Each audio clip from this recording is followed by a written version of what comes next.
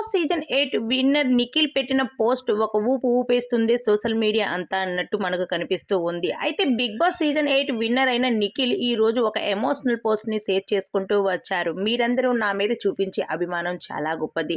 అయితే మీ అభిమానాన్ని నేను ఎప్పుడూ కూడా మర్చిపోలేను. ఈ అభిమానాన్ని ఎప్పుడూ ఇలానే ఉంచుకుంటాను. కానీ నా కోసం మీరందరూ గొడవలు పడకండి. నా కోసం నెగిటివిటీ కామెంట్స్ మాత్రం ఏ మాత్రం కూడా చెయ్యకండి అంటూ చెప్పుకొచ్చేశారు. దాని తర్వాత నేను బిగ్ బాస్ హౌస్లో ఉన్నప్పుడు కొంచెం నా కావ్య కోసం ఎమోషనల్ అయ్యాను, అంతేకాని ఇంకా దేనికోసం కూడా కాదు. అయితే కావ్య మాత్రం నన్ను ఏమాత్రం కూడా అర్థం చేసుకోలేకపోయిందనే చెప్పుకోవాలి.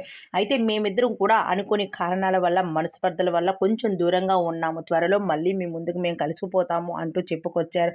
దాని తర్వాత మేము బిగ్ బాస్ హౌస్లో యశ్వినితో ఉన్నదంతా ఫ్రెండ్షిప్ మాత్రమే, కానీ దాన్ని తప్పుగా అర్థం చేసుకుంటే అభిమానులు నేనేమీ చెయ్యలేను అంటూ కూడా చెప్పుకొచ్చాడు.